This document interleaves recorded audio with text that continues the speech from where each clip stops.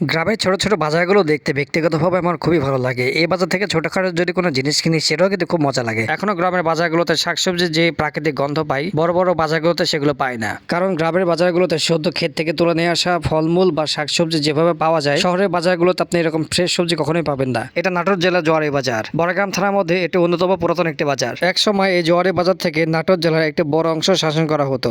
সময়ের বিবর্তনে জোয়ারির পাশে বনপাড়া এবং আহমেদপুরের মতো বড় বড় বাজার তৈরি হওয়ার কারণে এই বাজারের লোক সমাগম তুলনামূলক কম। কিন্তু লোক সমাগম কম হলেও এখানে এখনো পর্যন্ত টাটকা শাকসবজি এবং ফলমূল পাওয়া যায়। গ্রামের কৃষক ভাইরা ক্ষেত থেকে টাটকা শাকসবজি ও ফলমূল তুলে নিয়ে এসে এই বাজারে বিক্রি করে। বাজার ঘুরতে ঘুরতে হঠাৎ করে আমার চোখ গেল টাটকা দেশি মুরগির ডিমের উপর। এ ধরনের মুরগির চাষ কমে যাওয়াতে ডিম খুব একটা বেশি পাওয়া যায় না, আর পাওয়া গেল দামটা আকাশচুম্বী। একটু দাম দর করে কয়েক হালি ডিম কিনে নিলাম, কারণ চাষ করা মুরগির ডিম আর টাটকা দেশি মুরগির ডিমের স্বাদের মধ্যে পার্থক্য আলাদা। আমি ডিমগুলো সাবধানে বাড়ি নিয়ে যাই, আপনারা ফলো সাবস্ক্রাইব করে সাথে থেকে যান। আজকের মতো বিদায়।